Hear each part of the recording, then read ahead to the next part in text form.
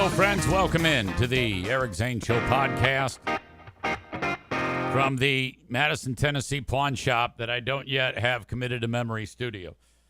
We're just getting started on the sponsorship. We actually haven't even completely finalized it. I have to send an invoice to Mateo to pass along to his brother.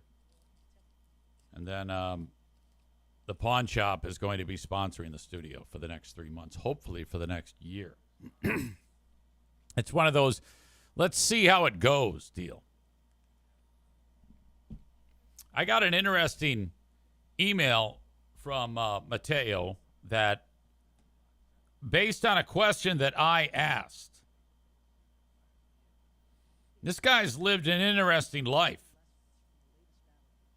has our pal Mateo.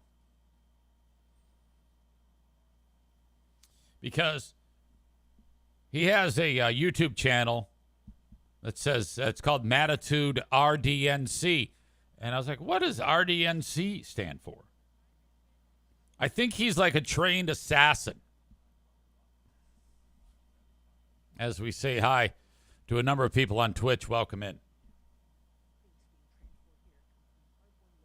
RDNC, EZ, stands for the Red Dragon Ninja Clan. It was founded, glasses are all crooked, I look like an asshole. Founded August 22nd, 1998. We're nearing the 28-year anniversary. It's like still a thing. I am the founder. He's like a Jedi. At the time, I was known as the Young Master, the Ginja Ninja. Me, Chris Heflin, Ray Casillas, and Sean Spider Polizano started the first MMA school in Nashville, Tennessee in 1999 called the Fighters Guild. One of our guys was Felix Mitchell. Now, I think these are all like prominent people in that world. Felix Mitchell fought in UFC 3 against Ken Shamrock. I was the corner man. Obviously, this was prior to 1999 when we primarily focused on stand-up striking. Well, that's not obvious to me if you say so. Obviously, in 1998, I met Chris Heflin. I don't know who that is, but I think it's somebody important. He writes, he was a jiu-jitsu god. He and Michael O'Donnell were Carlson Gracie Jr. black belts and became his representatives in Middle Tennessee. The Fighters Guild had held submission grappling tournaments called the Southern Open Submission Championships. This sounds sexy. Chris also became the first person in Tennessee to hold an international Shooto fighting ranking. Not sure what that means. I'm sure I'll get another email explaining it. This came as we held various sanctioned events to introduce MMA to very conservative Tennessee. In October of 2001, Chris, Ray, a man named John Rankin, and I were given clearance to go to Fort Campbell, Kentucky, and instruct the 10th Special Forces in CQB. I'm not sure what that means. Close quarters bitching? Close quarters battle?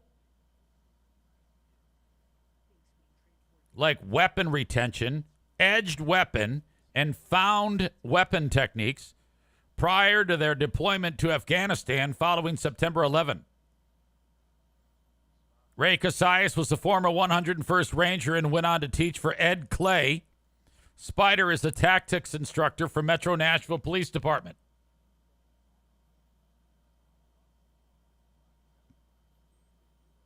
I could go on, but that's enough for now, EZ. We have gotten into how I got into law enforcement or how I owe my brother Josh a life debt, and my childhood is its own novel, LOL.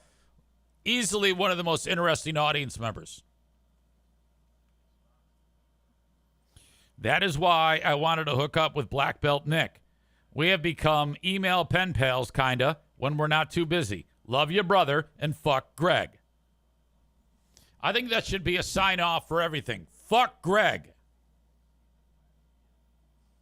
Speaking of Nick, Black Belt Nick is here. He says Shooto is a he wrote. I know it's a form of shoot wrestling, but he wrote it's a firm of shoot wrestling. Of course, you wrote that.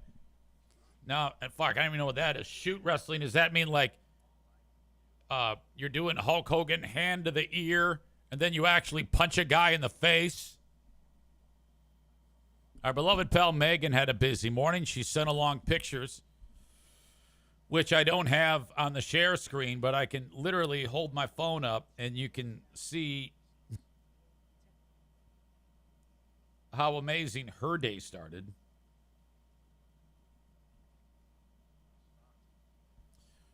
Outside of Irvine's Auto Repair, Grand Rapids Hybrid and EV, they have a dumpster.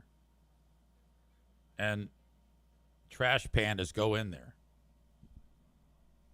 Megan says they're on Facebook if that's easier. I got it now. That's too bright. Oh, there you go. Look at that little bugger.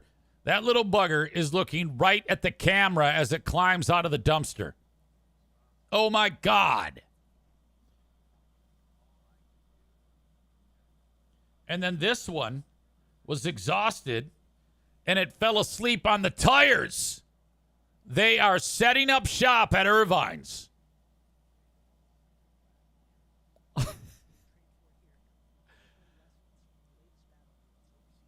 I'm sorry. I know that if you feed them, they're there for life.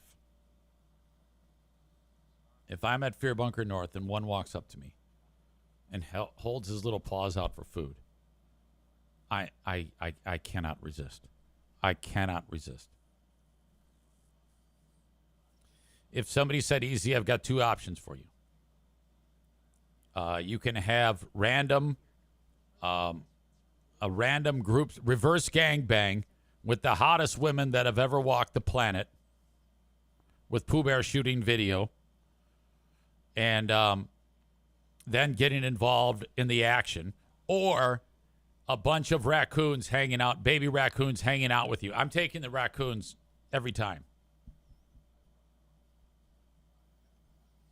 Amy says, get your car fixed at Irvine's, pet a raccoon. Nick had raccoons. He says, I haven't seen them in a while. I think they moved on. They like the tires because they have water in them. They're just the best. Well, you should probably have their own running water supply. Hell, you should have a whole habitat for them. I wonder if everybody at the shop feels the same as we do about the raccoons, or are they like, we got to get them out of here? Because I wouldn't be able to handle that. Like if I heard about even one person being mean to any of the raccoons, I'm kicking you off as a sponsor. They have to all be sweet to the raccoon. They better. I can only imagine if one of the folks at Irvine's doesn't like raccoons, how quickly Megan will kick them right in the ass.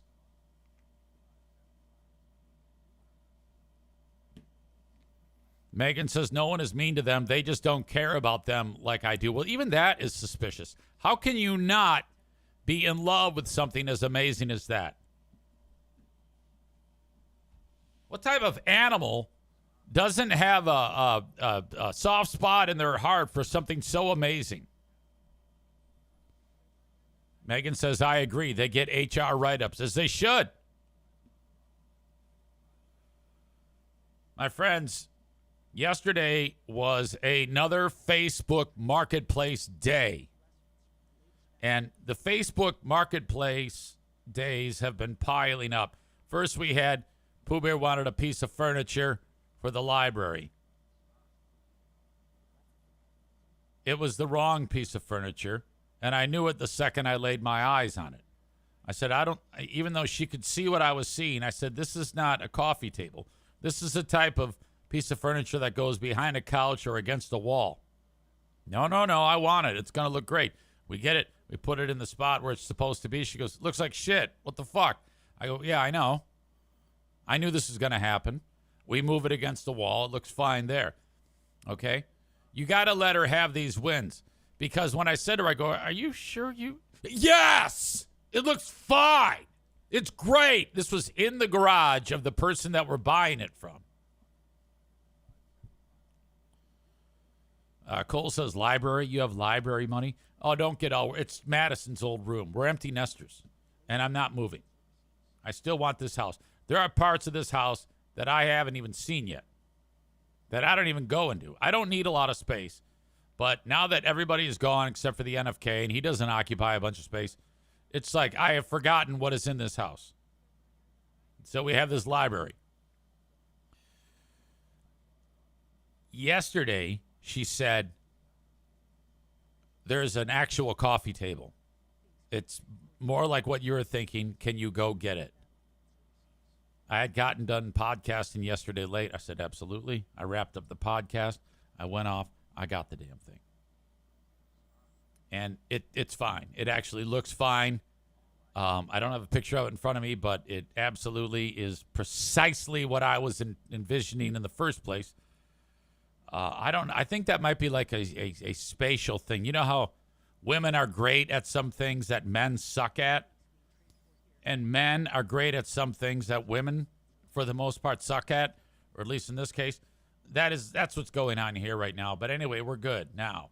But the interesting thing is, I still had not yet gotten, the shitty furniture that didn't fit was the first thing on Marketplace. The second thing on Marketplace, I forgot, is still in the bed of my truck when I go to pick up the third thing from Marketplace. The second thing from Marketplace was about 1,400 pounds of fucking shingles. Old shingles. Easy, why are you buying old shingles? Well, they're not used shingles. They're just old. Some hillbilly who lives in a far away, 1 hour away, hard living line area in this dirt house is a roofer. And the fucking guy, whenever he has leftover shingles, he puts them in a pile. But they're not used. And I don't know if his fucking wife said, clean this shit up finally. He put them on Facebook. So I went and got them. Why in the fuck? They're all different colors. Why would you do that? Well, they're cheap. A typical bundle of shingles is about anywhere from $55 to $70 a bundle. I got them for $10 a bundle. Now, not all of them are actually in the wrappers because they've like ripped, but they're all new. Just old. New but old, you know? They've been out in the elements. But they're fine for what I need them for, and that is a fucking roof, a free roof, essentially, on Fear Bunker North. So, different colored shingles on that structure is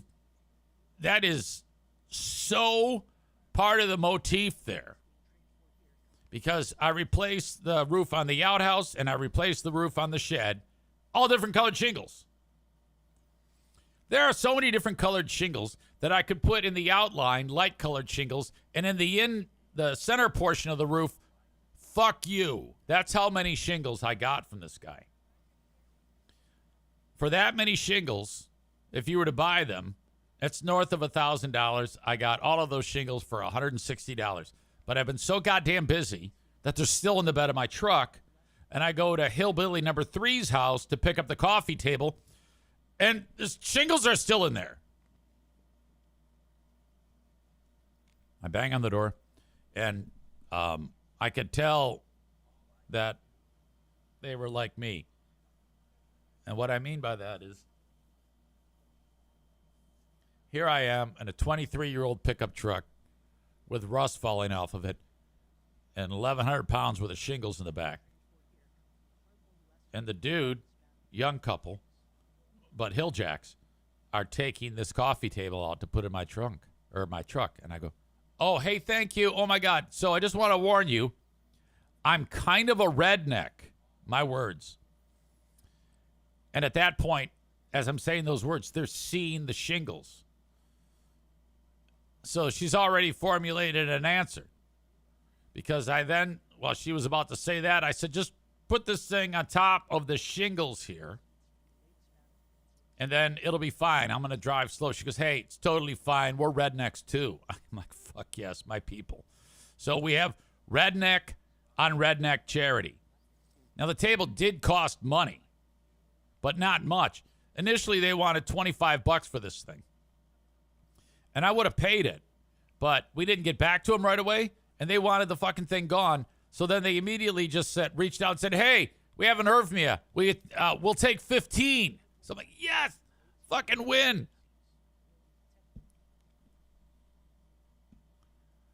Birch says the rainbow roof just needs a few sheet of corrugated metal, and you fit right in with the hard living line people. What is rainbow roof? What are you talking about? Because of the different colored shingles? Tova says different colors are fine. It all works. Oh, absolutely. I'm going to lock that thing in. I can't wait to tackle that job. But I'm slowly but surely inching my way towards everything I need to accomplish it. I am going to go high end on the roof nailer gun. I'm skipping the compressed air, and I'm going straight to the lithium ion battery setup. There's a sweet one from DeWalt that I'm going to get, and I cannot wait for that. And yes, I'll have a harness. Don't worry. Chris says, don't forget blue tarp. Sometimes that's part of it. Maureen says, can you rent a roof nailer gun? Great question. I don't know. Probably.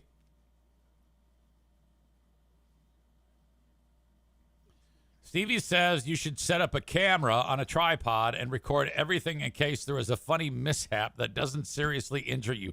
Well, yes, but look, make no mistake. If there's a serious injury, we're talking about it. It's going to be seen. Donut Dan says, LOL, default powers tools. Did I say default? If that's the case, I meant DeWalt. I had to have said DeWalt. Did I say default?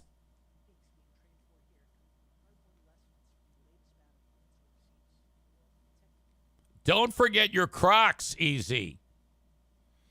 Alan says, yes, you can rent from Ace, Home Depot, Menards. Amy says, can't wait to hear the story of when Zaner nails through his foot. Alan says, harness major pussy. Do you realize that this roof is so high-pitched it's impossible to stand on? You realize that, right? You idiot. Go clean some horse hooves and shut up. Hoofs?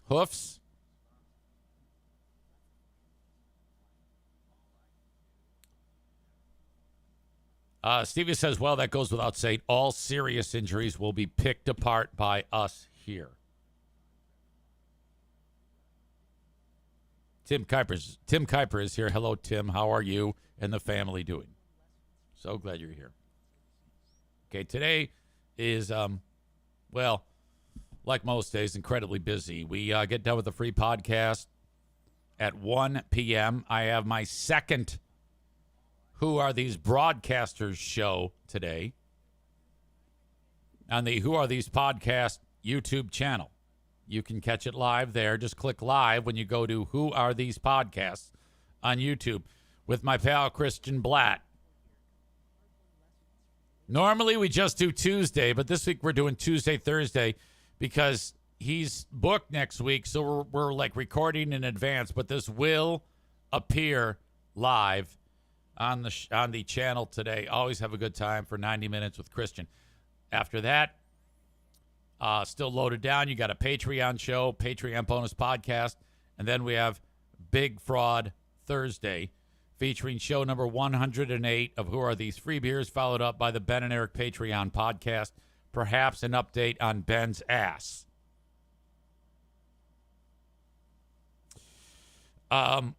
Concerning our pal Free Beer, on today's show, Who Are These Free Beers? There's a couple of things that I know I will be touching on. Ben Glaze is getting his clips as of now, and I don't really have an idea as to what he'll be parking on, but I know what I'll be parking on. And one of the things is a piece of video from the Tuesday show where the newly ripped Freebeer does one of his sideways yet aggressive jabs at Fat Fuck EZ. And when I say fat fuck, I mean, when you look at me right here, right now, like if the average person would just come up and say, hey, that guy's morbidly obese, people would go, no, he's not. No, he's not. But there's no question that I am fat as shit compared to when I used to do Ironman triathlons. 100%. But I was doing Ironman triathlons. Okay? Greg looking for any way that he can rub my nose in shit because he's lost a ton of weight, Greg Zempic. He is suggesting that I am a fat, ugly, old douche. Okay. Greg, you can say that, my friend. And I get it. You know, when you get ripped on and humiliated every single week based on what goes on with the content on your show, I can understand why you would feel the way you do. But there is no way in fuck that I am ugly when being compared to you. If you put my face in front of a room of 100 people next to you looking the best that you possibly fucking can, no one in their right mind who has any taste would say that you are more attractive than me. You're fucking stupid looking. You look like a goddamn clown.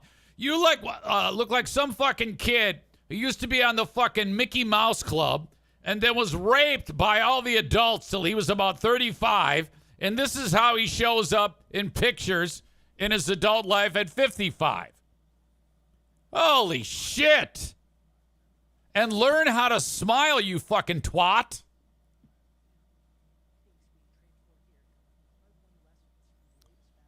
Amanda is here. She writes, I hope he has the photo I sent him. That one's really bad. Oh, I do. I know exactly what you're talking about. Somebody on their show's Reddit page, not Reddit page, but their Facebook page, posted a picture of Freebeer, and it's some dude, but it looks like an old version of Freebeer. Okay, so here's the one I just showed you.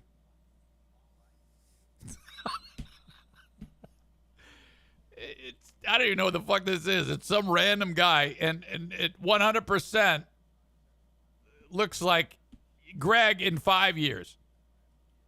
Same. Well, the guy actually has less forehead showing. And this guy's quite a bit more handsome than Freebeer. But holy fuck, is that fantastic. Same guy. Oh, no. And this is from someone who's a fan of him.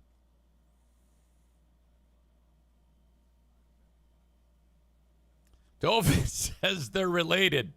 You're right. Ha, ha, ha, ha. That's Freebeer at age 60. Dovin says it looks like Freebeer has really high blood pressure. By the way, thank you, Amanda, for that. I wouldn't have seen that had you not sent it. What did I say? I would have... I wouldn't have saw that, or I wouldn't have seen that. I think it's I wouldn't have seen that. I think I'm correct on that. Amanda says, I thought it was him at first with the way he was smiling like how Eric described it yesterday. Thank you.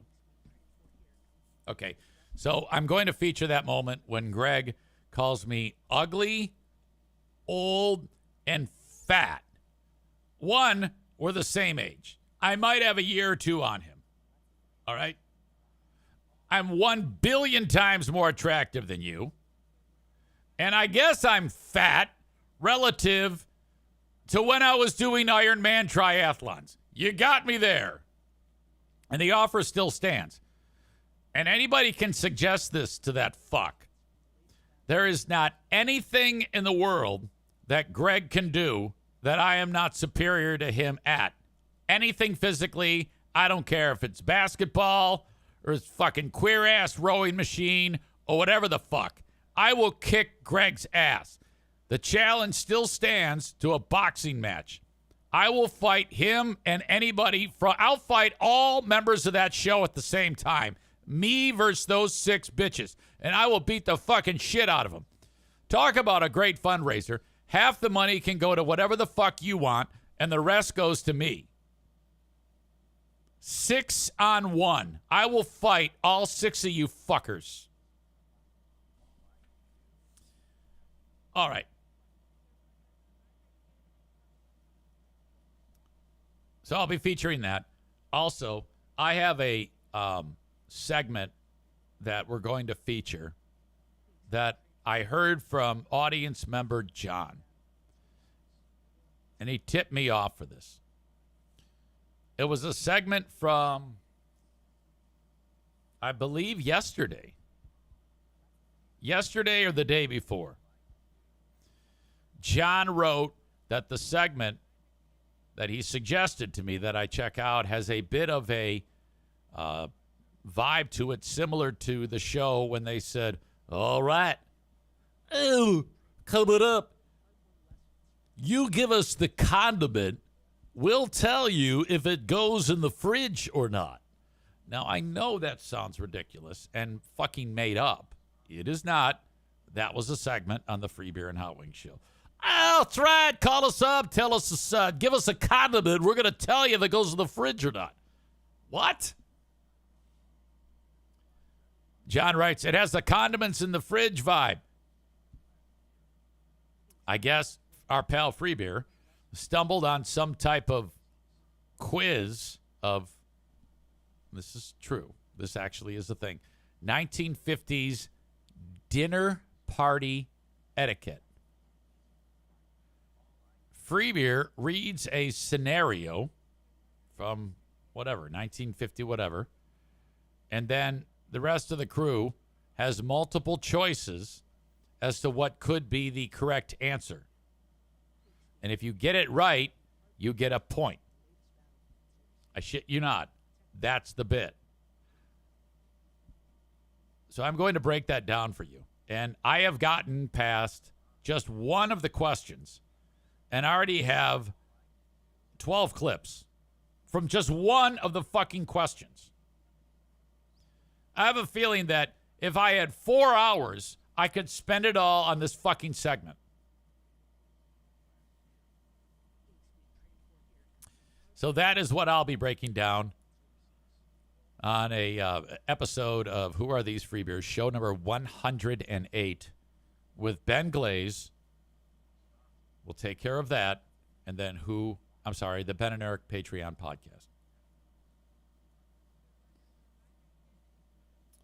Tofa says Greg wins at having more verbal crutches than you. The thing about having a verbal crutch, if the crutch works, that's one thing. But Greg's crutches don't even make sense. There are so many that's like, wait, what? Huh? His usage of the word meanwhile is always a head scratcher. Always. But this one focuses more on the entire show and their contributions to a really, really horrible bit. And you got to understand, when they come up with these things to talk about on a syndicated radio show heard on 8,000 stations across America or whatever the fuck it is, there's only one person who's deciding on what it is that they're going to talk about, and it's Greg. He sits down. He gets to work early, very early. He gets his 800 pens. He sits them next to him, and then he looks at the show prep and says, all right, this is going to fit in for 4 segments. we're going to do the dinner etiquette quiz. And then they don't even know about it until they look at their show plans. There's been no discussion as to whether this is going to suck dick or not. No preparation whatsoever. They just hit the air with it. And that's it.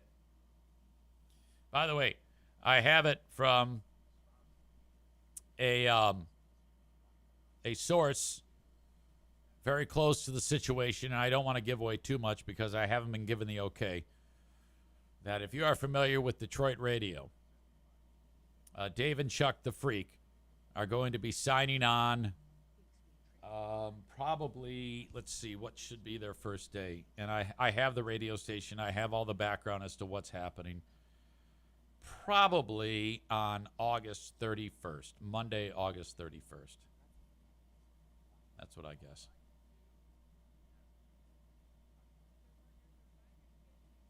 That is, and they're awful as well. I don't think that Dave and Chuck will do well in Grand Rapids because that show is also shitty.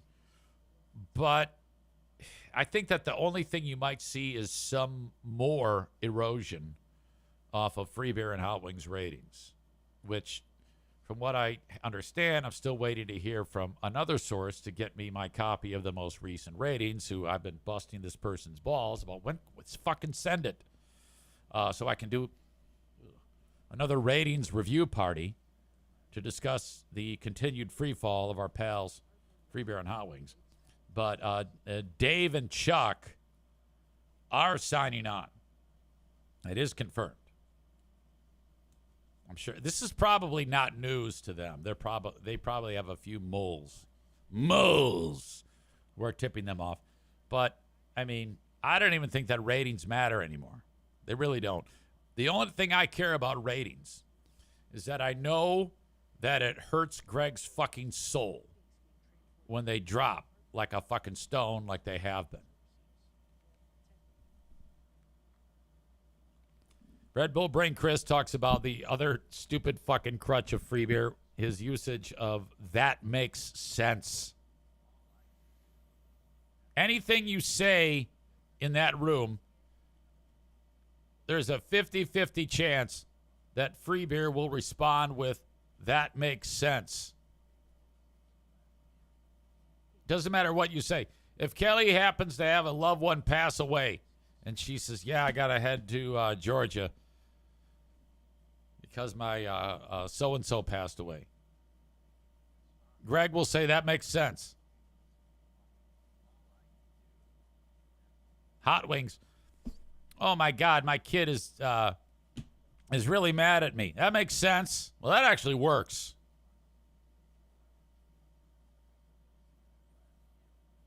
Okay, this is my supercut of Free Beer.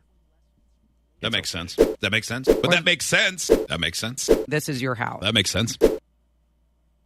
Hot Wings. My God, I made dinner last night. That makes sense. Stop it, you fucking moron. God, I loved shaming him. It was so much fun. Ugh.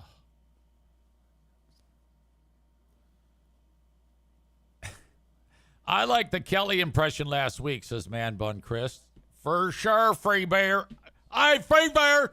It's got a little Jessica in it, but, you know, sometimes my impressions have multi-uses, and she's a hill jack, and she's super dumb, so it all works. That will no doubt make an appearance. That impression actually got a lot of fun response. I was happy with that. Red Bull Brain Chris points out, except Hot Wings would laugh talk. Like, my kid, is mad at me.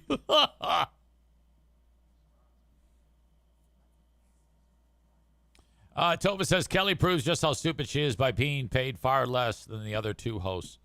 Oh, yeah. She has hit. How would you like to be 45 years old with zero chance of ever making more money than you are right now? You're supposed to make more as you get older, you idiot. All right. Birch says, Free Beer announces anniversary to the most beautiful woman in Michigan today. Oh, come on.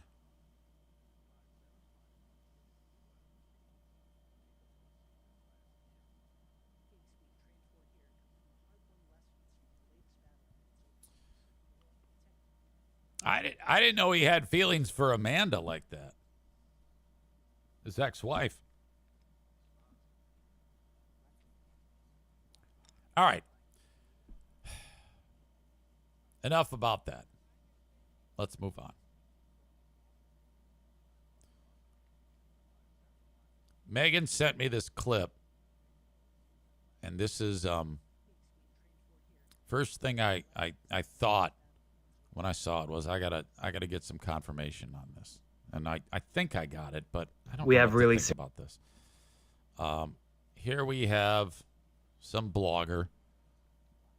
And so when I see this, I'm not gonna trust this guy, but it was enough to make me look into it. When you watch what I'm about to show you, this person makes it seem like, in the Middle East where we're beating the shit out of Iran and all that bullshit that's going on, that the way this guy describes it, that we have all these ships that are there, and all of the Navy personnel are so mentally exhausted that they're throwing themselves over the railing on the ships to end their lives. And so I want you to pay attention to what this guy says. News: U.S. service members attempt to go overboard amid horrific conditions and extended deployment. Now, I don't know about this. I don't know if they jumped and someone said, hey, or they're trying to jump. What's your problem? And then they said, well, these conditions are horrific and I've been here too long. I don't know if that was a quote or they're just assuming. I have no idea. But I will tell you this. You have to be very careful when you consume material like this, because whenever you have somebody shooting it like this, it's usually from a slant, like it's on one side or the other. It just seems dubious to me. So I'm going to start the process by playing for you what I saw. Serious news right now that everyone needs to know about. U.S. sailors on the Abraham Lincoln have tried to jump overboard, given how horrific and terrible the conditions that the United States government has put them through on this aircraft carrier. Several service members have attempted to jump overboard in response to an extended deployment that continues to... There's a baby in the background. Real credible when you got your kid going goo goo gaga while you're trying to talk about this. ...be extended. One service member's wife told the Military Times that her husband is now on a medical hold. The Navy has not publicly provided a number of service members who have attempted to go overboard or engage in self-harm during this current deployment, but it is a very serious and dire situation. The United States military sent these service members overseas to fight a war, and they continue to extend their deployment amid horrific conditions: moldy showers, lack of soap, lack of deodorant, lack of shampoo. Oh, the humanity. We got no shampoo. I'm throwing myself over the side. Food rationing, and so much more. Well, Greg does food rationing. Who cares? Our service members deserve better, and the public needs to know what's happening right now. Follow for more. We have... Fuck you. I don't believe a fucking word of this. U.S. Abraham Lincoln. What do I write? Jumping overboard. 5 hours ago, CNN: lawmakers demand answers about USS Abraham Lincoln conditions. AI says reports indicate multiple sailors tried to jump overboard due to severe mental distress, exhaustion, and poor living conditions. The incident follows an extended 9-month deployment in the Middle East during the conflict with Iran. Can you imagine if this is true, and I don't yet know if it is. I mean, it's being talked about, but what do we know? Like Chris says, this story's all over the place. Hang on. First off, can you imagine if you're some 78-year-old, 80-year-old, grizzled Vietnam vet who was walking through a fucking jungle and stepped on a fucking booby trap and punji sticks went through his dick hole. And then they pried him off the fucking thing. They taped up his leg and they said, keep marching. And then all of a sudden, Agent Orange lights the jungle on fire and he hits the deck. He gets back to the base in time for dinner. And he's fucking like, hey, that was tough. How do you think he feels when he sees that some guy says, oh, I don't have deodorant. I'm going over the side. Fuck this. I can't take it anymore. He's going to lose his fucking mind. He gets his legs blown off. He gets back to the U.S., Vietnam guy, and there's a bunch of fucking hippies spitting on him, calling him baby killer. Meanwhile, these pussies, 50 years later, they're pissed off because the goddamn steering wheel for Mario Kart in the break room is out of whack on the USS Abraham Lincoln. I'm going over! You assholes!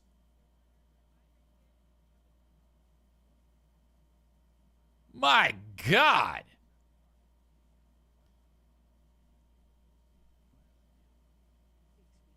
That is the dumbest thing. Of course these soft young fucks are losing it because they don't have deodorant and soap. Somebody call Greta Thunberg. Have her deliver it for us. Oh, my God. You fucking pussies. Fuck you. If I'm the admiral, I'm like, the next fucker who tries to throw themselves over, first off, we're not grabbing him. In fact, we're going to try to steer him into the propellers. We're staying here one more month for every fuck who goes over the side. Fuck you.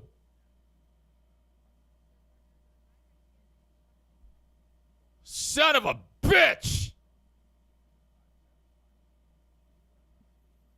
Black Belt Nick makes a great point. This is why people with mental illness and other diseases are screened out. They need to be combat ready with no supplies. Yeah, fuck that shit. Who was that? You ever see that movie about, I think Mark Wahlberg played in it. It was a true story about that guy, Marcus Luttrell. Is that the guy? Behind Enemy Lines? Is that what it was? Holy shit. You got World War II veterans who are, white-knuckling it in a plane with bombs going off, anti-aircraft artillery shells going off around them, and all they're trying to do is drop an atomic bomb or whatever the fuck, or whatever bombing run they're doing, knowing full well they're seconds away from death. There's a fairly good chance they won't survive.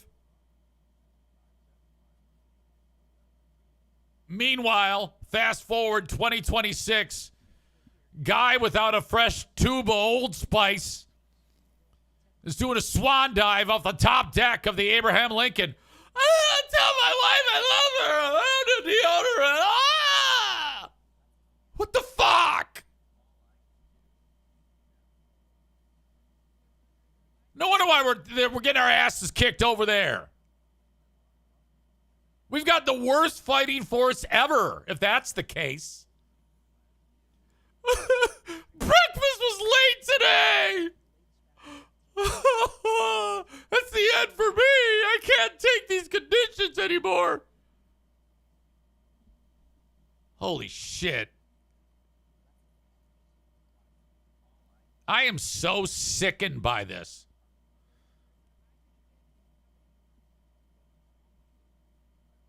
I need more concrete information, though.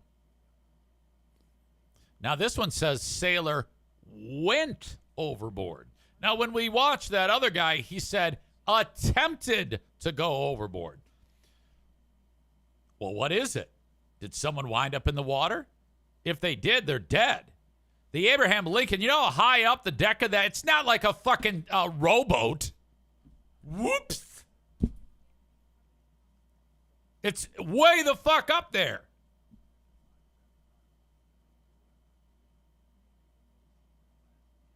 I didn't hear anything about a sailor going overboard. Did you?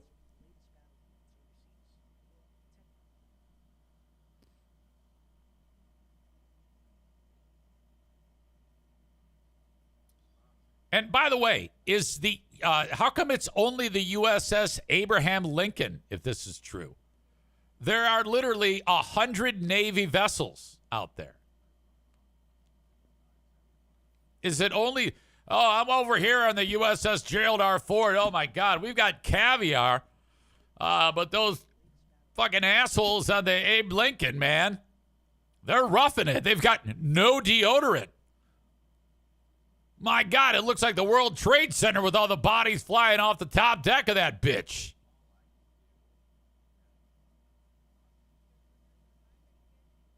This is the USS Abraham Lincoln. Look at that thing. It's a fucking city. That's about from water to top deck. You're probably looking about 80 to 100 feet up. Maybe more. It's tough to gauge, but it's massive. It's one of the biggest vessels that exists. So I am questioning the validity of sailors flying off the top deck of the USS Abraham Lincoln. This sounds to me like the type of story that bitches see and they go, well, we hate Donald Trump and we hate this war. So we're going to take this story and talk about the dire situation of the Abe Lincoln.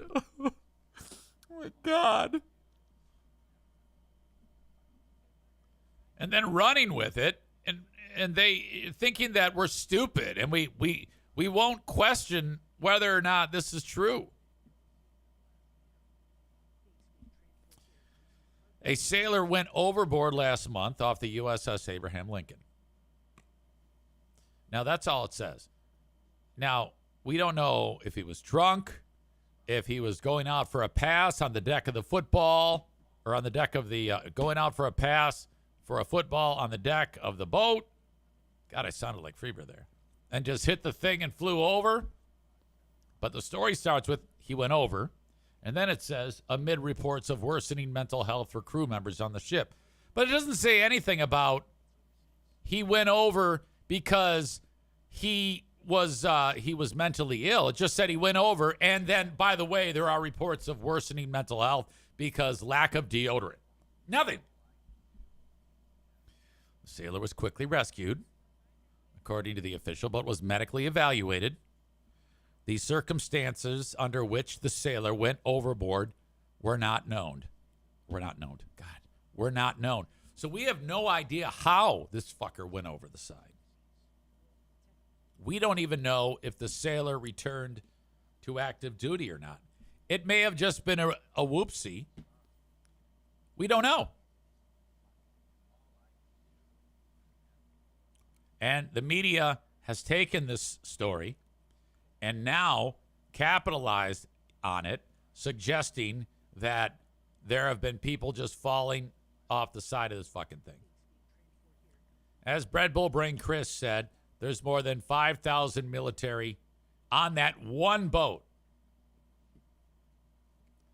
News outlets Stars and Stripes and the Navy Times, I have no idea how credible those are, reported this week that there had been multiple attempts by crew to jump overboard. Okay, so they're saying multiple attempts. Does that mean they were thwarted? Because if you're attempting to jump overboard, but stopped, that is an attempt. So I question that. I want to know, well, how were they stopped? How was it ended? Did they change their mind that they can survive without deodorant? I don't know.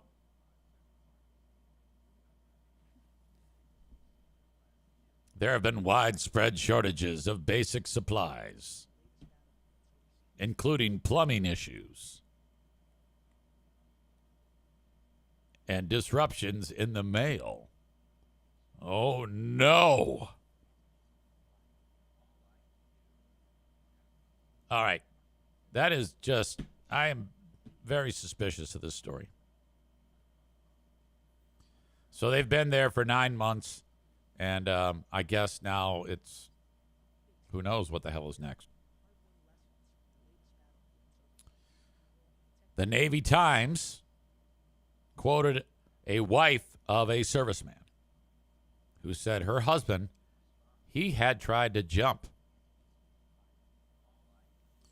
And there's no follow-up, like how that begs so many questions. But the Navy Times is a huge pile of shit. They don't ask how that was negated, how he was kept from going overboard. He's scared, said the wife. He thinks he'll get a dishonorable discharge. And just because he was burnt out, his 13-year career is ruined just like that. That's not fair. Oh, my God. The Navy Times also spoke to the wife of another sailor who told her he had prevented a fellow sailor from jumping overboard in a separate incident. All right, I'm not saying it's 100% for sure that this isn't happening, but my God, what a bunch of sad fucking bitches. I do not accept this. If I am in charge, if I'm the admiral, I'm like, get the fuck out of here, okay? We need the strongest of the women and the strongest of the men. We don't need these fragile, frail fucks. I don't know how the fuck you got in here in the first place, but get the fuck out. We are trying to destroy Iran.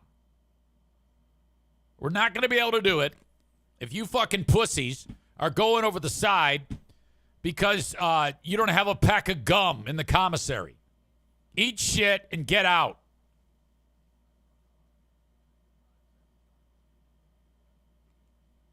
Son of a bitch.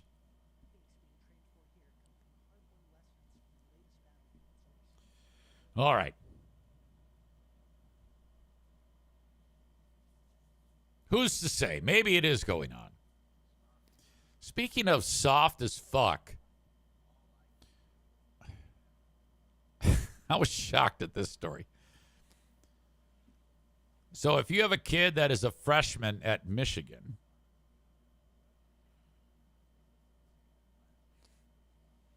and you get, like, the kid gets a report card, and you're like, hey, how did you do? How are your grades? They're either going to get pass or fail.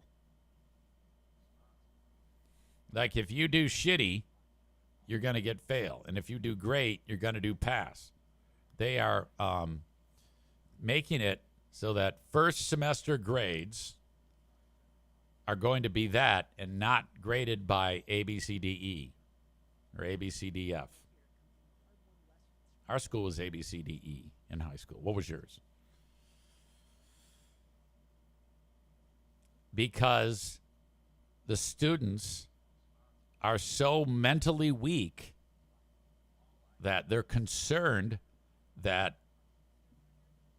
about the well-being of the students. Like if they, let's say that the student does shitty and parties the whole semester and gets a D or an E.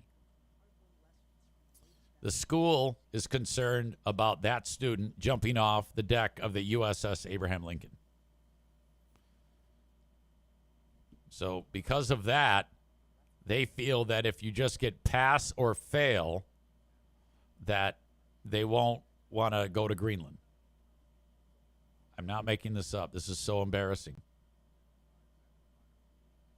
About this, getting a lot of attention, this decision. It really is. Good morning. Good morning to all of you. So the University of Michigan is getting rid of some final grades for the sake of students' mental health. The university announcing it's dropping first semester grades in an effort to, quote, curb the mental health crisis faced by many young college students. This is a pilot program. It's set to roll out in fall 2027. It applies to students enrolled in the College of Literature, Science, and the Arts. So that's about half of Michigan's roughly 8,000 first-year students. Now, class results will be displayed as either pass or no credit on transcripts, and students will still receive grades in the class as the semester unfolds, but final grades will not. Well, why? Well, what the fuck is the difference if you're seeing it during the year? So is that suggesting that if you're getting D's and E's during the year, like, oh God, I suck. But then when you get the final thing, it says no credit. You're like going, oh, thank God I got a no credit instead of a D or E. That saved my life. Because I'm a weak fuck. On transcripts, and students will still receive grades in the class as the semester unfolds, but final grades will not be recorded. And Michigan is one of the largest universities in the United States. It has over 35,000 undergraduates, and the school says the program will allow a smooth on-ramp as freshmen accelerate from high school into a more rigorous college curriculum, and it'll give students a chance to refine their academic skills and build early momentum. Now, Michigan declined. Yeah, nice flowery language for bullshit. How about welcome to fucking adulthood, motherfucker? Now work. You got into this school, which is not easy to get it in the first fucking place. Now don't fuck it up. That's what I would do. You know, fuck your credit, no credit. Fuck you. If you fuck it up, we're going to put it on the fucking Jumbotron during the football game. Go fuck yourself. If you're going to be a bitch about school, this is serious business, you dumb fuck. Your mom and dad are paying so much goddamn money. Except for you Asian kids. You know they're getting it free. Fuck you. Further comment, but did tell ABC News that they will, quote, have more details to share this fall as faculty, staff, and students in the College of Literature, Science, and the Arts continue to inform the design, development, and implementation of a pilot program. Just a few years too late for me. Exactly. Yeah. None of these people, they all want to say what I'm thinking, but they can't or they'll get fired. It would have been great about this. Would have been great. It's still pass or fail. Can you imagine if you've got, okay, so if this is being attempted for a quote unquote smooth on-ramp to college, what if you have 5 classes for the first semester and they're all fail or no credit? I would have wanted to kill myself for 5 failures. But it says no credit, so now I'm completely healthy. I don't want to end my life at all. Oh, great. I'm so happy. Ooh. Asshole. Oh, this is so bad. Tofa says you can't get better in life without some failure. Megan says, this feels like something for a loser school, not the University of Michigan.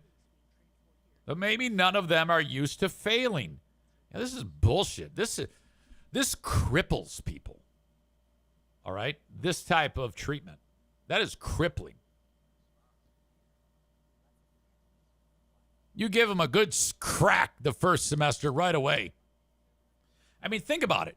If you're the student that does great, with the quote unquote on ramp to college life, and you crush it, you want to see 5 A's. You want to see that you're the tip top of the heap, not credit, no credit. Eat my ass.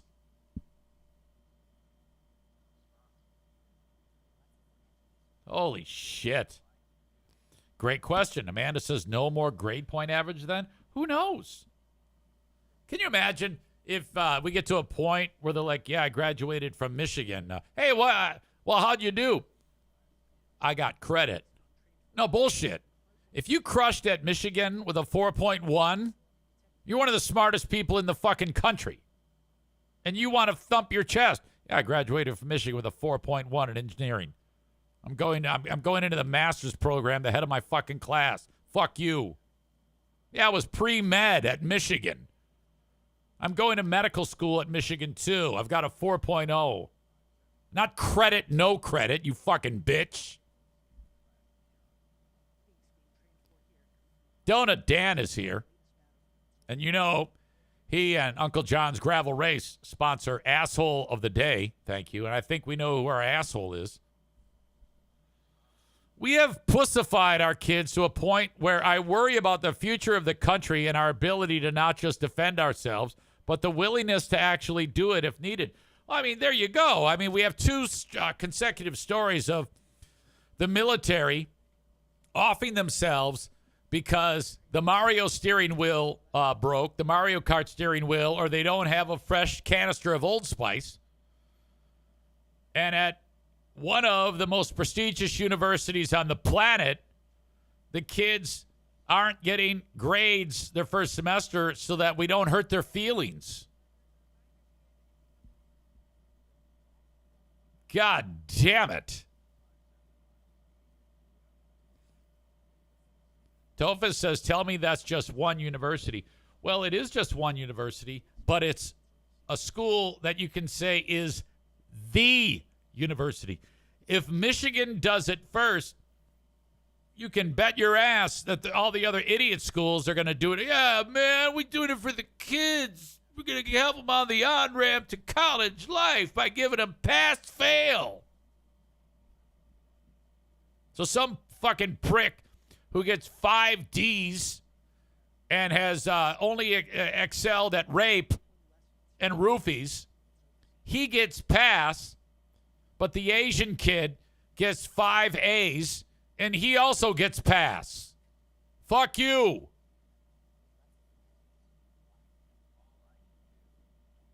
My God, what a disgusting thing. Donut Dances, what do you call a doctor who got all D's in college? Doctor.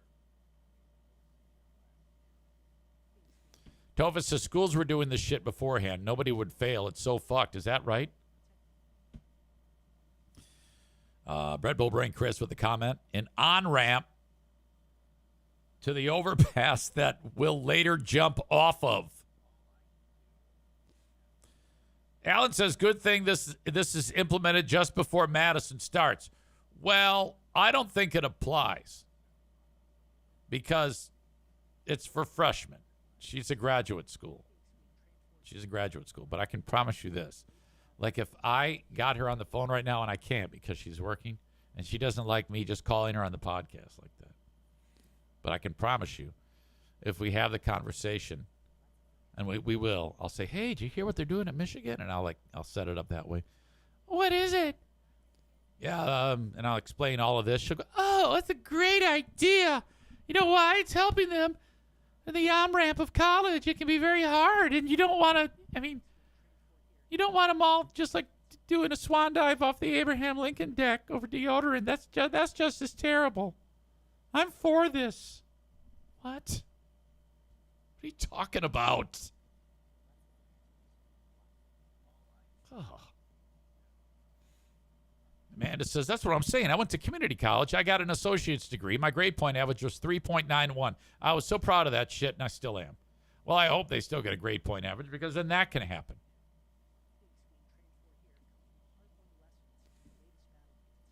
Amanda's coursework was defending the pedophile 101, shitty singers that no one likes, but you will 101.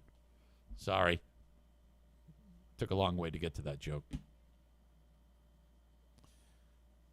C's get degrees, Megan says. Tophus says, yeah, they didn't want to deal with the individual student having a problem,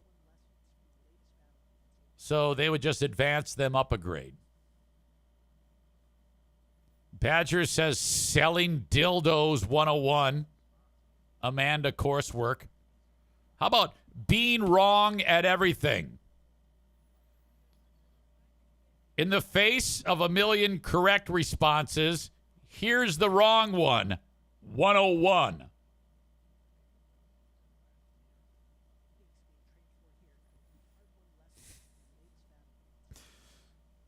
Cole writes, trying to get airtight with Cousins.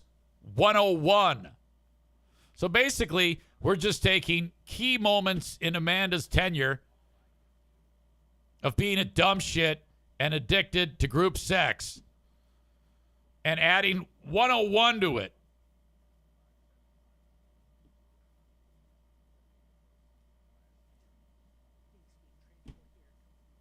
All right.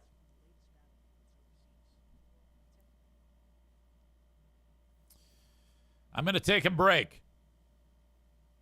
But before I take my break,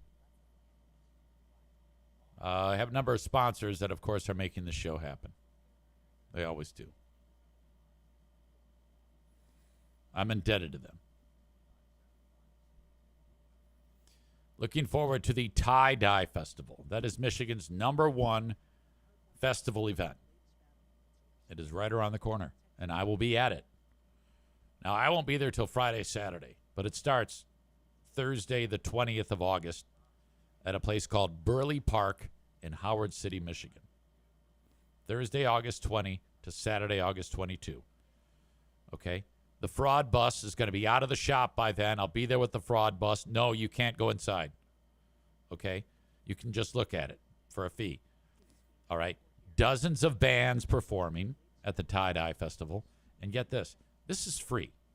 So maybe you can't do Thursday, but how about Friday, Saturday? Bring your tent, bring your camper if you want. Doesn't matter. Show up there. They've got vendors, clothing, food, drink, you name it. Bring your own booze, whatever. Bring your own, whatever it is you consume. There's going to be a ton of people whacked out on lots of drugs. It's a tie-dye festival, for God's sake. Might even be group sex. Thursday to Friday, the 20th of August to the 22nd of August, I will be on stage introducing every single band. You can find Tie-Dye Fest on Facebook or just click the link in the show notes of the audio podcast.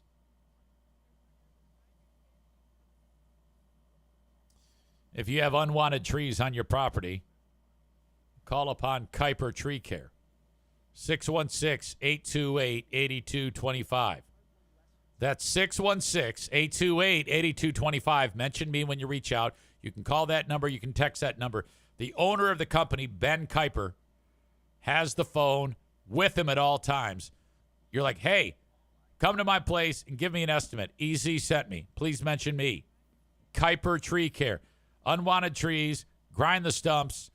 Maybe you have some sick trees. You want to know what the hell's wrong with them. They've got 3 certified arborists that can help you either save them or tell you what you can do to save them. Not only that, tree trimming and storm damage cleanup. 616-828-8225 for Kuiper Tree Care. All right. Hang tight. I'll be back momentarily. Stand by.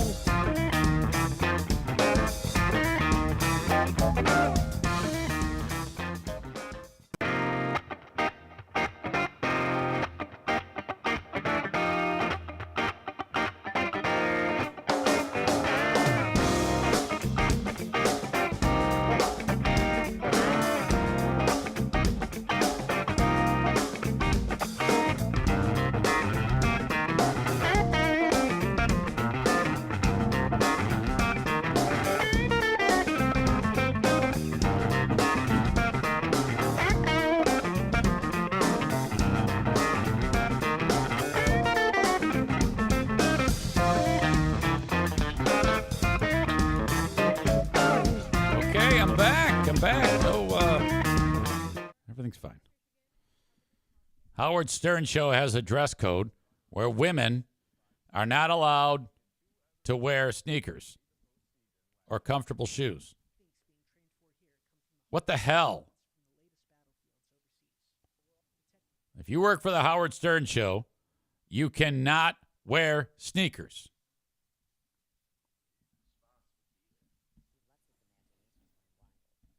Story showed up on the New York Post. Howard Stern Show, insane women only dress code revealed. The report came out Wednesday about female workers on that show hide their shoes under the desks at the Sirius XM office in New York City. There is a rule. It doesn't matter what kind of footwear men put on, but the women are not allowed to wear sneakers at work. By the way, can it be that great of a place to work at? I mean, unless you're getting paid a boatload of money, why would you put up with that shit? In fact, why would you do that in the first place? What does it fucking matter? I mean, if I was Howard Stern, I would say the only rule is you can't wear shoes. No shoes allowed. No socks. I want to see all feet.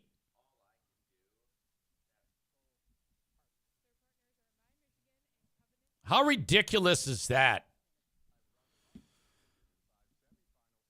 According to the source, women are instructed to have certain shoes at the ready in case higher-up executives walk through the office.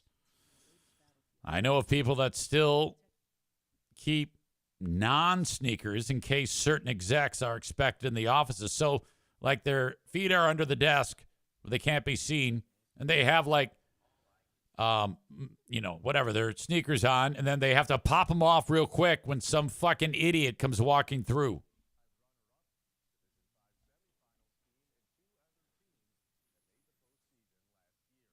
The U.S. Sun also cited a 2013 video of Howard Stern calling out his staff for what they were wearing in the office in front of clients and talent that they had worked hard to secure for interviews. So that's a little different.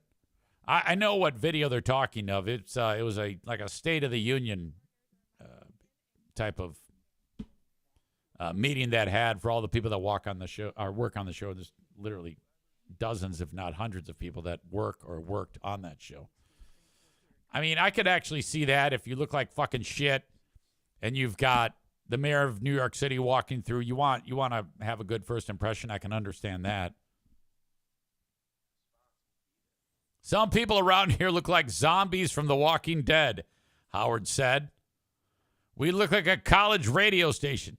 We look like we have homeless people working here. Well, that's actually funny. It's off-putting and scary, urging employees to work on their appearance and dress up during interview days, Monday through Wednesday, to make good impressions on clients. Okay, I support that. But the tennis shoes, who gives a fuck? As long as they're clean sneakers, I don't care. I don't care what people wear. Howard said, I'm not saying we're a suit and tie organization, insisting that they just upgrade their appearance and avoid schlubby dresses and homeless looks. If a celebrity comes in, you must look nice. I will send you home. No one is an exception. Additionally, employees of Howard that remained anonymous say they are forbidden from speaking to Howard at work events and can be fired if they break the rule. I can't imagine being able to look myself in the mirror while knowing that rule exists.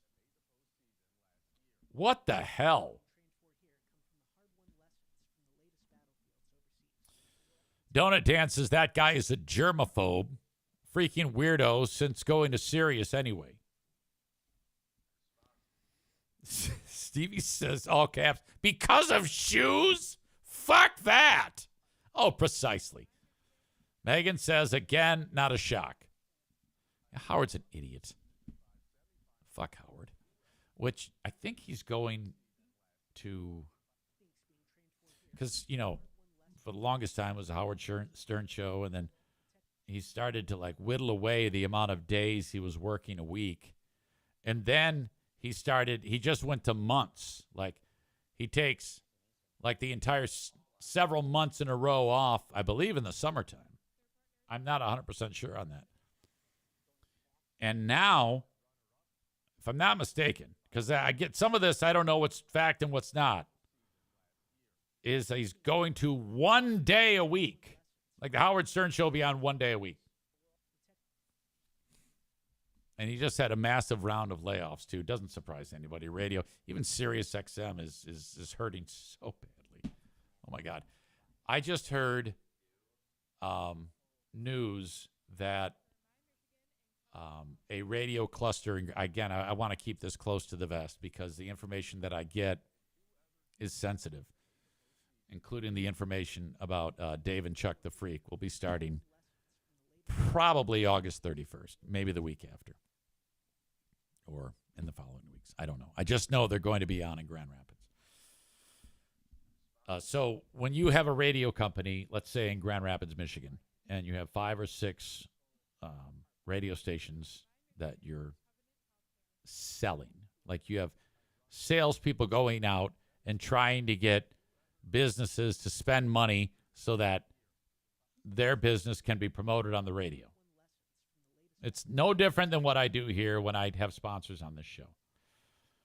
I sell myself. Salespeople at the radio station sells the content on the air. You have 5, 6 different radio stations that you're selling, so that's a lot. There is one particular radio company in Grand Rapids, and yes, I'm quick to throw these people under the bus, but I'm protecting my source. There is a radio company in Grand Rapids. They just lost another salesperson, and between all of those radio stations, they have two people selling advertising to the public. Oh, my God.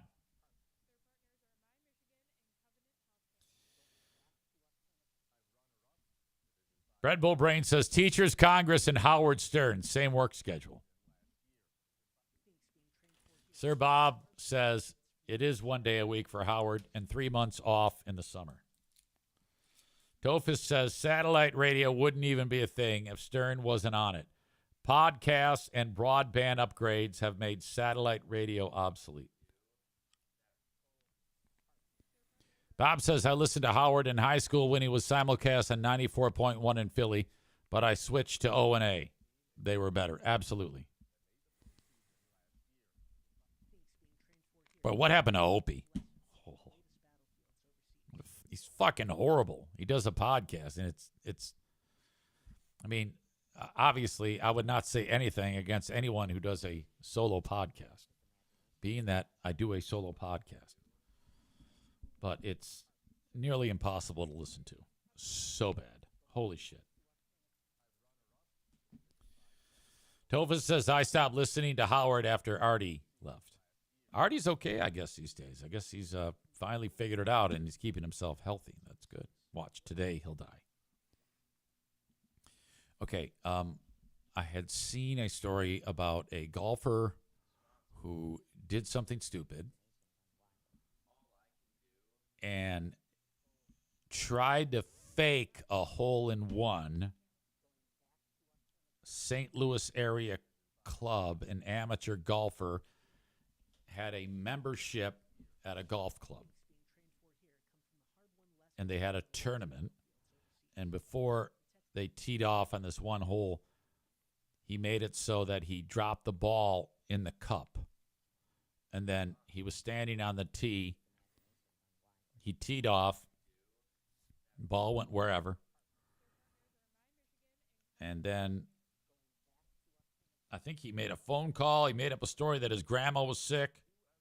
He comes back to the group. They go, hey, where's your ball? He goes, I don't know. I think, I'm not sure where it went when I teed off.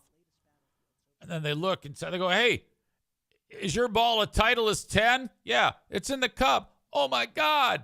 We won. And I think it was some big prize or some shit. But then the whole ruse came unraveled, and they figured it out. Hang on. Ooh, sneeze attack. I think it was he was seen on camera doing it or some shit. And so he admitted the whole thing. Another sneeze. Hang on. All right, so here's the deal. National Concealed Carry Reciprocity. Holy moly. So they determined that, no, that wasn't a hole-in-one. And then the club came down on him. And I guess he gave up his membership. Now, this seems like a hoity-toity thing where, I mean, it's not like he's a pro or it was a tournament. Well, it was a tournament, but it isn't like it matters. But he had to, take himself out of the club, which, who gives a shit, right? An amateur golfer has resigned his membership. So he didn't lose a job or anything. He's not going to jail. He admitted in a now viral cheating scandal in which he faked making a hole-in-one. Zach Holland, a former college golfer who is now a reportedly 2 handicap, I think that means he's good, told ESPN Radio about what had happened.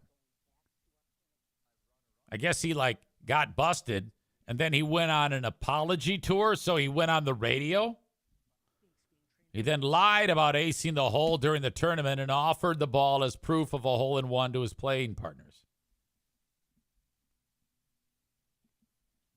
Here's the guy calling the local sports show in St. Louis to admit all of this shit. And Chairman Kurt handling the phone lines. I have deep teased the story. And again, I don't know what percentage of the audience. He deep teased. I'm not sure what that means. I think that means you talk about it a lot. By the way, notice the ages of these two. Oh, boy. Is aware of the story. I would feel like it's probably in the 10 to 20% range. I don't know if that's too high or not. There is a voicemail regarding the story that I believe is making its way around St. Louis. But until we have the gentleman on the line, I'm not going to get into it. So, because why? Who gives a fuck? You know, he's a private citizen. If he wants to talk about it, which he has communicated to me through DM, he wants to, then we will tell the story because it is what I did, and from a golf, there are consequences. Tell the story because it is his story to tell. He is on the line.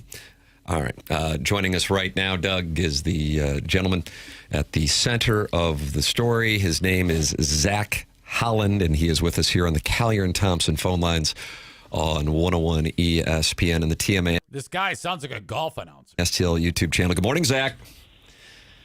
Hi, Tim. Thanks for reaching out to me this morning. Yeah, I really mean this, not in just the standard polite way. They're approaching this like he murdered someone. How are you doing? Who gives a fuck? He's cheated in golf. Who cares? Kind of a tough question to answer because it's all self-inflicted. Not well, but I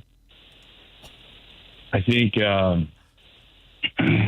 you do something as dumb as I did, there are consequences to that.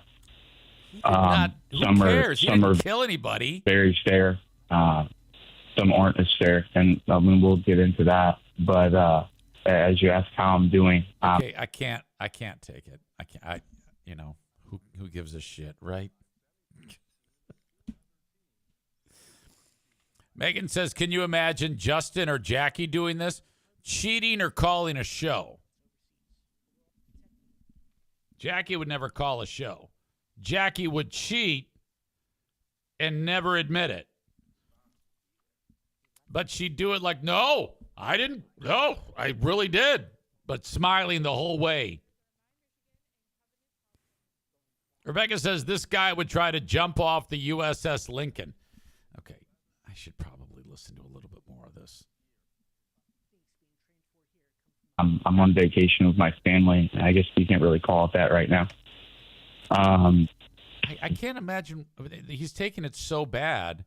What can possibly happen to him if you cheat? You're an amateur. There's nothing on the line. You cheat in golf. Who the fuck doesn't cheat in golf? Everybody cheats in golf. You tee off. You fuck it up. You drop another one. You do it again. You shoot it out of bounds. You put it in. Each hole, you shoot like a 14, but you mark down a 3.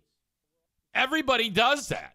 But, gosh. See how he raised his hand there? That means he's got the next question.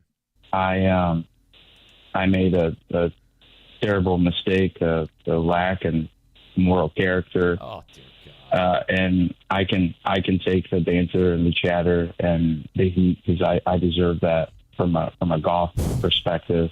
What I am most interrupt them. Worried about is my family, breaking trust with a marriage that I have had for another 5 years next month. Breaking trust of a marriage because you said you got a hole in one? We have 2 kids that are under 3, and it's not fair to them for me to put them in that situation. This has got to be a joke, right? When they walk through a room, like there's a stigma there that your dad's I don't know if we can curse on the show, but you can bleep it out. But we got to be careful on the. I can't say damn. Let me just nip this in the bud. I know you're thinking about saying drat. Well, take it easy there, partner. There don't want any profanity out here. We're talking golf with so and so, and he's a horrible fuck. He cheated in golf, and frankly, we're hoping that he's shot. We're gonna do a vote. 10 calls says it all. Should we kill this guy or let him live? I mean, he cheated in golf, for God's sake. The George Carlin seven words. I'm sorry. No, it's fine. Just so you know, going forward. Yeah. So your questions that they may be asking or get asked, down the road. That's the worst part. The golf is secondary. I was so upset that we were getting a couple shots back, and that's not an excuse. There's no. Rebecca says, so is he an amateur now and he loses the shot at pro status? Well, yeah, we're all amateurs. So is he. So when I take my mulligan that I'm not supposed to and I get busted and then I go on the radio and say, oh, my God, I should have my life taken from me. Yes, I then can't go pro. For what I did, and there's no. I mean, I was completely in the wrong.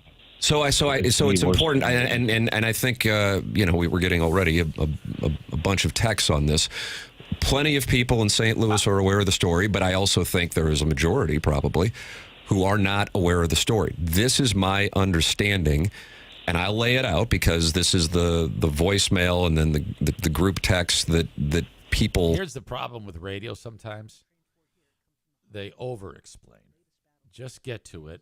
People will fill in the blanks on their own. Are talking about in the golf community, and then you can correct if any of this is wrong.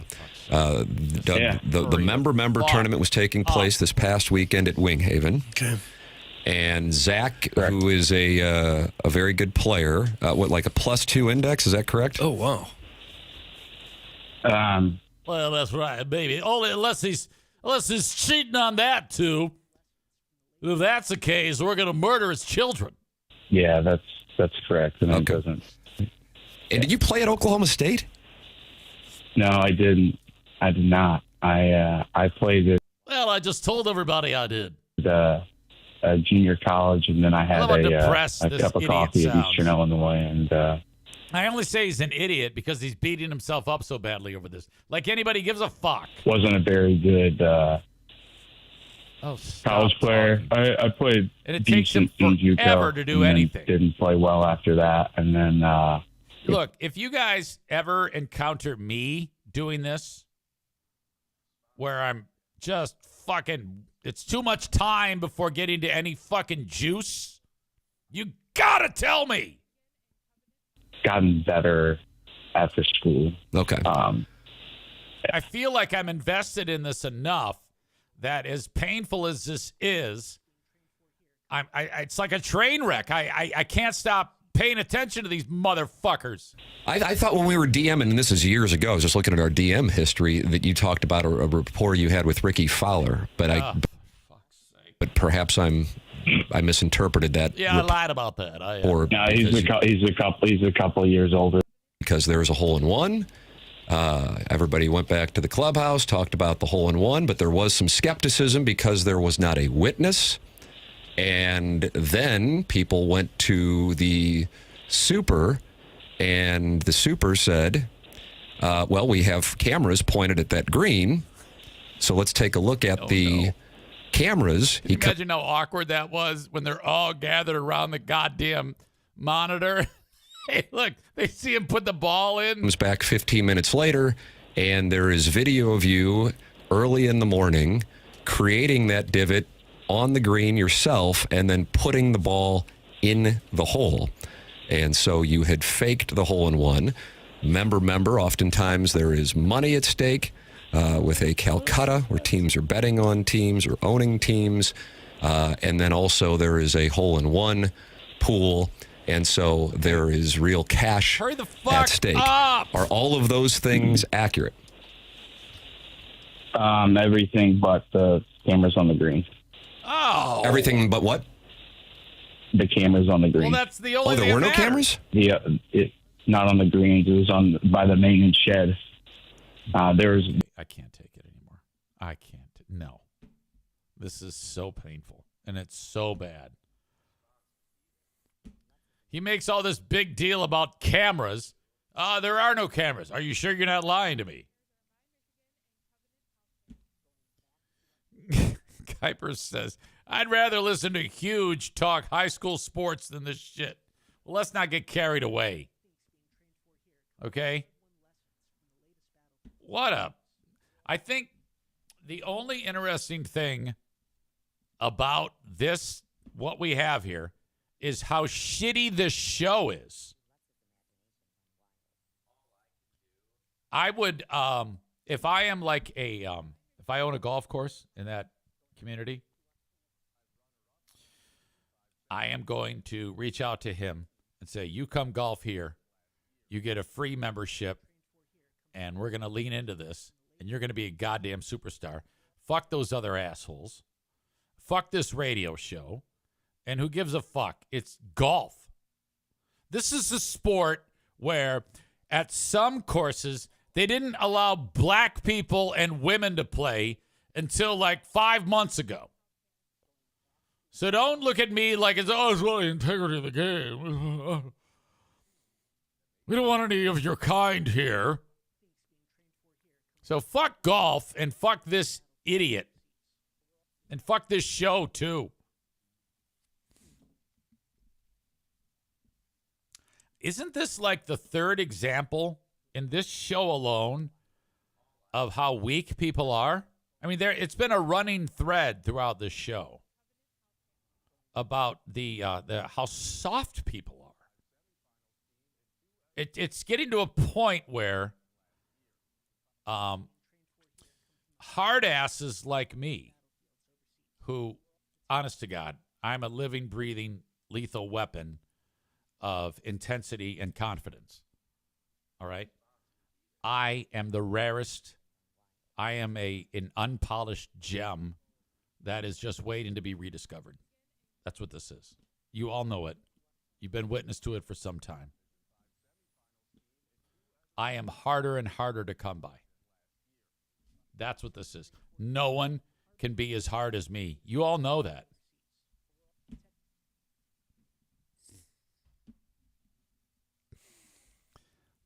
Fuck. All right.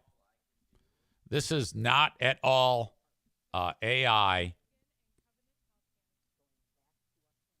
of Indiana Fever head coach Stephanie White standing up for Sophie Cunningham. after many criticized her for not standing up for her player after a brutal, flagrant foul by Dejanay Carrington. The Fever coach clarified her position in a fiery press conference that is not AI. Let's check it out. Do you guys understand how fucking racist this league is? Dejanay, however the hell you say her name, smashes Sophie over the head. And yeah, it was a cheap shot. But instead of apologizing, instead of showing a shred of sportsmanship, Dejanay goes back into the locker room and tweets the words, "white privilege." It's despicable, classless, hood rat bullshit. I mean, can you imagine punching another person in the face and then turning right around and claiming some sort of racial injustice? The fatigue is real, people. And the fact that Dejanay feels so fucking comfortable pulling a victim card from her stanky, shit-crusted butt cheeks shows you her goddamn black privilege. Okay, that was a big moment. Not at all artificial intelligence.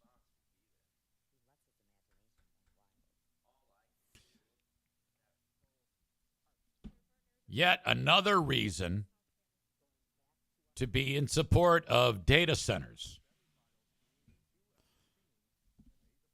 The more data centers that we have supporting artificial intelligence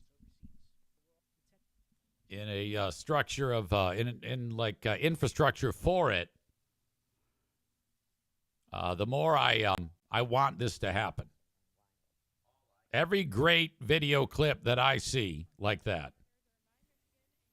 then it's another reason to support all data centers. I don't care if it's like next to a daycare. Doesn't matter to me. I don't care. Yes to all data centers. God forbid if I ever get on a township board, because I'll wear a T-shirt that says yes to all big data center votes.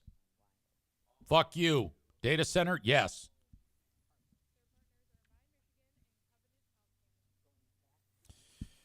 Black Belt Nick says definitely confident and unpolished.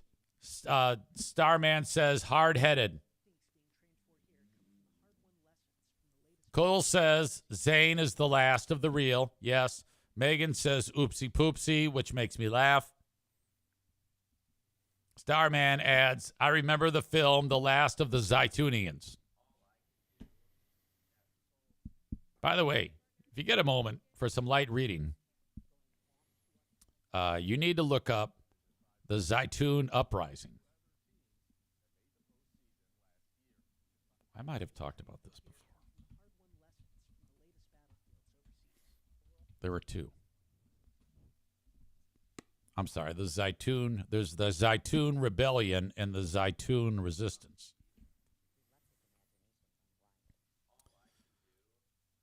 The people that were involved in the Zaytun Uprising and the Zaytun Resistance were known as the Zaytunians, a small but powerful group of people that were doing everything they could to keep the advancement and the oppression and the genocide of the surging Turkish military. First, there was the uprising, which we kicked all manner of Turk ass. Then there was the resistance. This happened over a period of months/years. You think I'm kidding? It's in Wiki. The Zaytun Rebellion was 1895-96. During the Hamadan massacres, when the Armenians of Zaytun, which is like a community or area, That's where the name came from. Followed up by the Zaytun Resistance or the Zaytun Armenian Revolt. We are hard-headed, stupid, resistant fucks. It is in my blood. Badger says, next book club, R.I.P. book club. Book club started with the best of intentions, but I realized that it was like homework for me. I was like, I can't do this. I don't have time to read a fucking book. I don't have time to take a dump, let alone read a book. Holy shit. Okay, I want you to be thinking, ladies and gentlemen, of the Uncle John's Gravel Race Asshole of the Day. That race is September 13th. Get more info at UncleJohnsGravelRace.com. It's actually a 5K, 10K run and gravel race. It's a 2-day event. I will be emceeing the awards ceremony for the Uncle John's Gravel Race. Again, go to UncleJohnsGravelRace.com.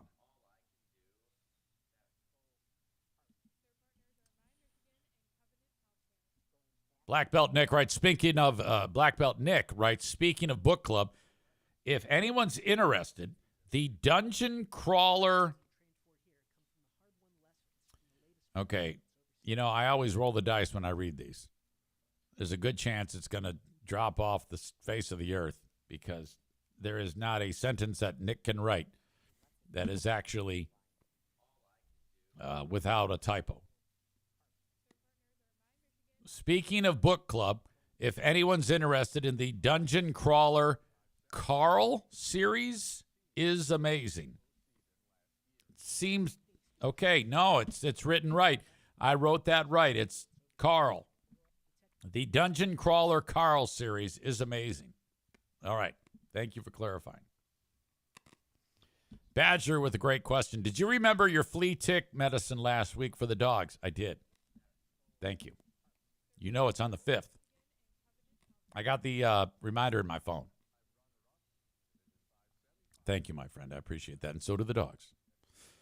Before we get to the Uncle John's Gravel Race Asshole of the Day, my friend Frank Fuss, who I just saw yesterday at the golf outing, it is nearly open enrollment season for folks getting insurance on the marketplace or Medicare. You can make changes to both during open enrollment.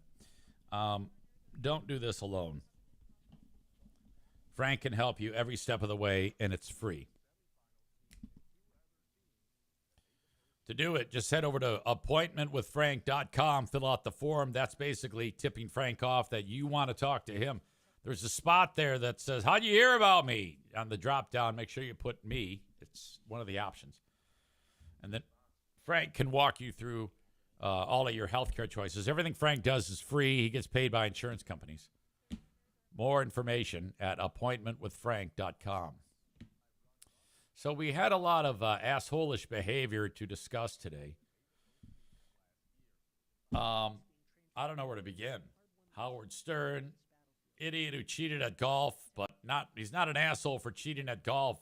He's an asshole for overreacting. Stupid radio show. Fuck. How about this idiot,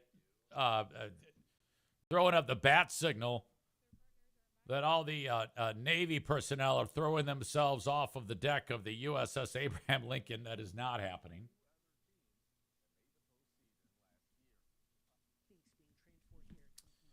I like the way Rebecca writes it. The bitch-ass seamen who jump because it's hard.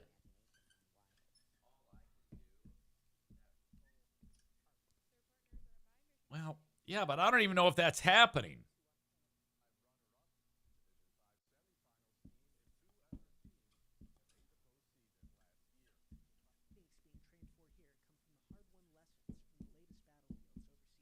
We don't even know if that's the reason why. I think that story has gotten legs because of people taking liberties with the story. But anyway, asshole of the day, the Uncle John's Road Race asshole of the day, bitch-ass Navy a-holes. Congratulations, you are the asshole of the day.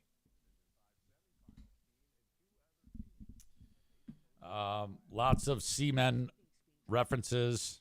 It's seamen, not seamen, right? I don't know why they call them that. It's ridiculous. Just call them sailors. Okay, folks, I appreciate you so much. I'll talk to you later on.